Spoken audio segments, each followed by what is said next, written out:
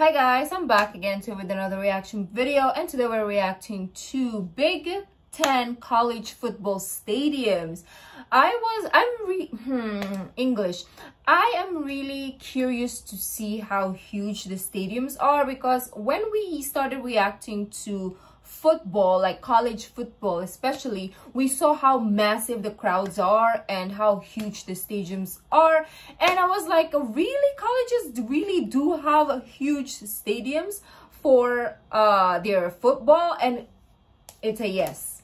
So I never realized that, because here you will never see colleges with huge stadiums, nor stadiums in general. We have gymnasiums, like gyms, but that's about it. Probably big but not huge. But anyways guys, before we do start off, I guess subscribe if you haven't already. Click that bell button to get notified whenever I do upload a video. Anyways guys, let's check this out.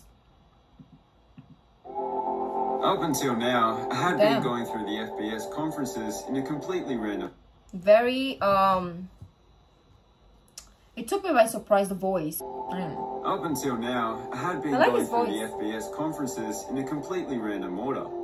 But due to overwhelming demand, I've had to make the executive decision that allows the Big Ten to jump the queue.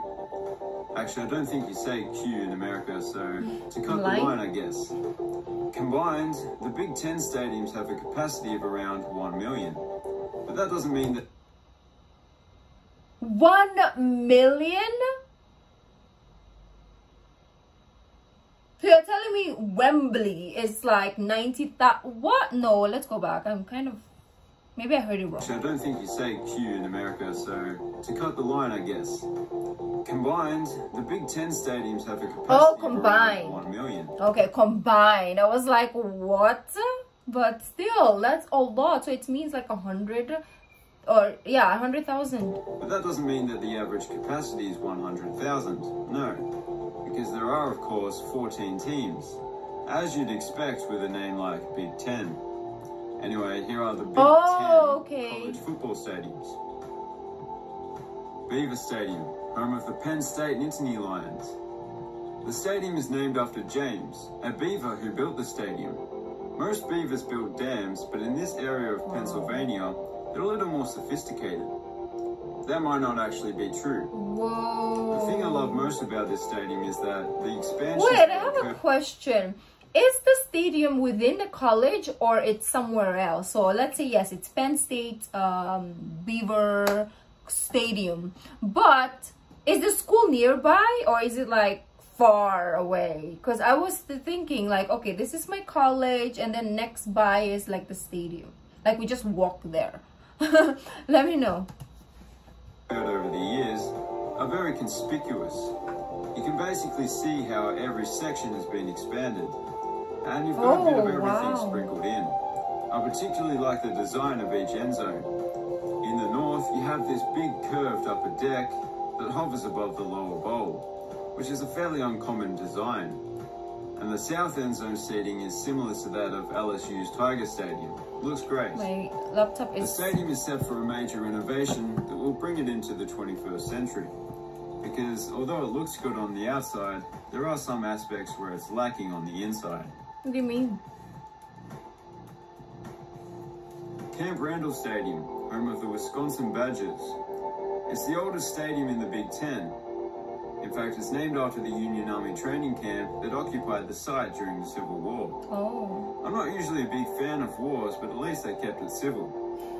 This one is another stadium that has a lot going on.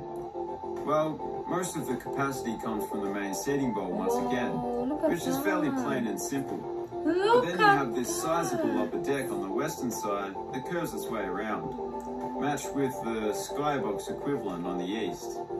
Wow, this is a first, because I never in my wildest dream I didn't think about it in that scale, right? I was like, okay, it's a beautiful, like, football is huge in the States, but I never thought it was this huge. I thought it was just small football ground where there's a lot of people watching it, but these are huge. This is like, wow, I don't even know how to describe it. It's like football stadiums like Emirates, you know, like Wembley. The area is also completely different on each side of the stadium. Why did I say Emirates? And it's not something I usually mention, but they have a very fancy looking field house as well. And it's college. That's the thing that I can get in my head. Maryland Stadium, home of the Maryland Terrapins. If, like me, you were wondering what a terrapin is, it's a turtle. They chose that name, of course, because turtles are known for their speed, strength, and agility. Nah, but turtles are cool. This one is a lot simpler than the last two. It's a fairly typical horseshoe design, with the addition of very tall triple-decker seating on one of the sides. And on the other side, they've got this combination of outdoor seating and luxury suites. It looks pretty cool, actually. Luxury, the booth. I often note how some stadiums have an exterior that's reminiscent of a parking garage. But this one literally has a parking garage as the exterior behind the west end zone. What do you mean? Which is very convenient. Oh! So, Kinnick can you park and watch? The Iowa Hawkeyes. It's named after Niall Kinnick. I believe it's the only college stadium named after a Heisman Trophy winner, which is very surprising. And yet they've got one that's named after a beaver called James. This sort of design is somewhat uncommon in college football, given that it's made up of 4 individual stands that aren't connected. Oh yeah. But those stands do have quite a traditional look to them, with a red brick facade for the most part. But what the stadium's most well known for can't be seen from the outside. The visitors... How are you guys not lost though? How are you guys not lost? Because as I'm looking at this, I'm realizing how big America is. And I'm like, how are you guys not lost? Because I would be like literally at the mall, I get lost. So how much more if I was to live in a state or a part of a state and I have to like go around? I would just be like, where am I? What is this? Why is everything just huge? Like everything is just too ridiculously big. And I understand why you guys drive every centimeter, because it's a huge place. Like I'm looking at the parking and I'm like, oh, if my car was parked all the way there, I'm gonna be like dead. Yeah, it's too huge. Locker room is completely pink, which is done to put the away team in a passive mood. I mean, how fired up can you get when you're surrounded by pink? It also has been known to increase their concern for having their nails broken. It even extends to the bathroom, which might not be in the spirit of sportsmanship, but it is kind of funny. I wonder what would be crossing the line. Could you constantly have K-pop music playing in the rooms? I love that. Like I would love that if they did. But anyways, pink is like calming. It's really like it calms you down, especially when you're anxious or nervous. So that is why I guess they chose pink. It's very smart of them to use pink in their surroundings so that the players wouldn't get nervous or anxious. That is our report card in college. It's pink, and that's the explanation they gave to us. It's like, we know that you're gonna be nervous and anxious to get your report card, so we give it to you in a pink paper or card like, so that you guys will kind of like relax and then you see that you failed. But anyways, let's go back. Equivalent of the color pink. Well, to be honest, I don't even know what it sounds like, but just look at them. I hope that's a good look at them, because I'm Stadium, literally going to the wild world. Fighting Illinois. He should watch K-pop. Memorial Stadium, home of the Illinois Fighting Illinois. Ooh, it's clean. This one's a little different. It has a very elegant neoclassical design, particularly the exterior.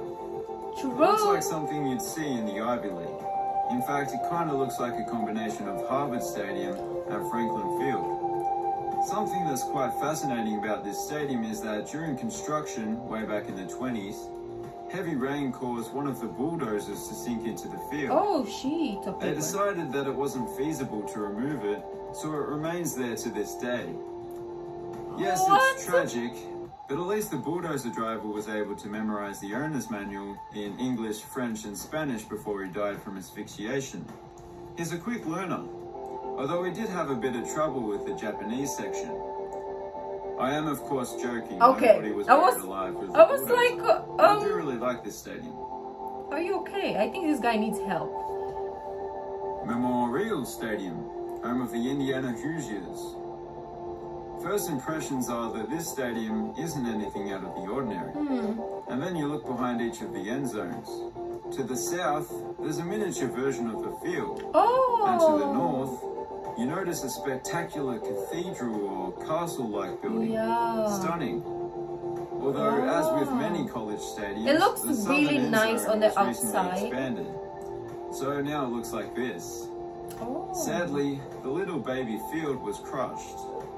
Yes, it's tragic, but it was able to memorize what concrete smells like before it died from asphyxiation. This guy needs help, really. The interesting thing about this stadium is that those huge stands to the east and particularly to the west, they've been here since the stadium was built. Except there was literally nothing else. It was just grass behind each end zone. I kind of like that. I like it now. Memorial Stadium, home of the Nebraska Cornhuskers. For being just humble Cornhusker folk, they've done quite well for themselves. They've built themselves a magnificent stadium with grand facades on each side. Very impressive. On the inside, it looks just as good. And the eastern stand technically has 5 tiers of seating, which you certainly don't see every day. And behind each end zone, you have these huge stands, which look pretty cool. They're so tall. I suppose I should mention that on game day, the stadium itself becomes the 3rd biggest city in the great state of Nebraska. Although it's not a city, it's a stadium within a city. Nebraska doesn't have many sizable cities, I think, is the main point. Because as the legendary Nebraskan poet Douglas McNugget once said, you can't grow corn in a concrete jungle. So true. Maybe that's why I thought this was like a, you know, a Hollywood narrator at the first, because he's trying to do accents and he's good at it. But his sarcasm is, I don't know sometimes if he's truthful or joking. Michigan Stadium, home of the Michigan Wolverines. Let me start out by mentioning that it's the 3rd biggest stadium in the world and the biggest outside of Asia. So that's fairly impressive in itself. But the stadium's sunken design means that from the outside, you'd hardly notice that the stadium was anywhere near that size. The design, although it looks pretty good, is very, very simple. It's just a single-tiered bowl with skyboxes on either side. I like it. In fact, the most unusual thing about it is that it's almost perfectly symmetrical, an anomaly in college football. It's really beautiful. The stadium holds numerous attendance records, as you might expect, including the largest college football crowd that wasn't held in a NASCAR track, which was a little over 115,000. Ohio Stadium, home of the Ohio State Buckeyes. You see, I know that a sunken field design is more cost-effective, and I guess it would be safer if an earthquake were to occur. But you've just got to love an imposing exterior like that. Oh, just that's look at it. beautiful. It's a fortress. I'm surprised there isn't a drawbridge. Oh. That would be pretty cool. Actually, this little section was inspired by the Pantheon in Rome. But the entire stadium itself was clearly inspired by something less opulent. That being the shoe of a horse. Oh, yeah. In fact, before the southern end was filled in, it was the king of all horseshoes. Now, it technically isn't a horseshoe stadium, even if it is its nickname. But one thing that isn't in doubt is that it's a very impressive stadium. I really do like it.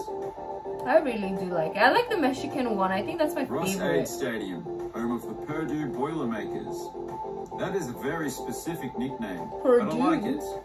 You've got to be tough to make a boiler. Well, perhaps not these days. The stadium, as you can see, is that rudimentary single-tier horseshoe style that you see here and there. It's probably the simplest stadium in this conference, but for some people, that's ideal. But the stadium's south end zone is a little unusual. This section used to have bleachers, but I guess it's just this guy's private parking space now.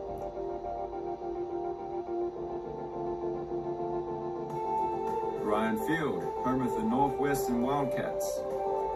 Now, this one's got a bit more going on. It's another one with a fortress-like grand entrance. with two big white towers that can be seen from inside the stadium. It's the smallest Big Ten stadium in terms of seating capacity, and some of that seating is a little strange. The main stand's upper deck curves both from the bird's eye view and the side-on view, which is quite uncommon. I'm so captivated by the architecture and the song. It seems like they should have just continued with the curve. I like the color. I'm sure there's a reason. It's definitely a unique stadium. You've got to give it that. Wildcats everywhere. Wave your hands up in the air. Stadium, home of the Rutgers Scarlet Knights. There's a lot. There's no obvious medieval-inspired architecture with this one. I like the surroundings of this one though. It's so green. It looks like it's in the middle of a farm or something. I like it. Normal on the outside, but it does have a cannon, however. So that's good. It's fired when the Scarlet Knights score, but I presume it also comes in handy when a drunken spectator runs onto the field. That actually sounds like fun. Something else that's a little unique is the red tin roof section that wraps its way around the north end zone seating. As well as this little section of the south end zone that's actually the recruiting lounge. Other than that, it's a fairly straightforward design, but a good one. Which is this? Spartan Stadium, home of the Michigan State Spartans. I think Michigan has a very clean design. They're doing something symmetrical, just like the other stadium in Michigan. If it wasn't for this built-up side over on the west that was added in 2005. I like it. It's modern yet traditional. Yeah, but that one's kind of blocking. It's the only side of the stadium with a particularly good-looking exterior. The rest is a bit meh. It may come as a bit of a shock, but due to this section, I think I'm loving the Michigan. It's actually the tallest building in the city. Like the environment, over there. And to be fair, the city has a smaller population than the stadium's capacity. I mean, where the stadiums are so far, they're amazing. Like they look like a nice area, and the stadiums looks amazing. They look like the most modern ones. And now, like I'm thinking in my head, one of the the states that not really the whole of Michigan, is more of Detroit, but you know, well, let me know where this is, because I want to. So it's not much of a brag. You mentioned it. And finally, TCF Bank Stadium, home of the Minnesota Gophers. It's the newest stadium in the conference. Oh, that looks nice. You might not be able to tell just by looking at it. They have tried to stick with the traditional college football aesthetic. Kind of. That's nice. I mean, there weren't really any designs quite like this in the 1920s. But the exterior is still fairly classical looking, with the extensive use of brick and whatnot. You also get a decent view of the Minneapolis skyline from some vantage points, which is always good. The stadium is designed to be able to seamlessly expand in the future if need be, and you can just tell by looking at it where the additional seating might be added. It's a great stadium to end with. And that's all for today's video. If you enjoyed it, please consider subscribing. I really did enjoy it. His sarcasm was amazing, the music was amazing, and the stadiums are really crazy. They're huge. I know they were big, but I didn't know this was something, like, it was huge. And my favorite, like I said, is the Michigan State. I think that's the one, the yellow, right? I feel like they've been impressing me when it comes to football. They've been, oh, this one, oh, this is it. This is the one. It's just so simple, and it's just so it looks satisfying. I don't know, it's just beautiful. Even the first one was beautiful as well, don't get me wrong. The beaver was nice as well. And is this still the beaver? Yeah, this is still the beaver. Well, Wisconsin is good too, but I feel like Michigan is the one that stole my heart. And yeah, let me know what you guys thought about this. If you like, is there one that they didn't actually show which you think is part of the big college stadiums? Let me know down in the comment section down below. If you like this video, don't forget to give this video a thumbs up, subscribe if you haven't already. I'll see you in the next video. Bye.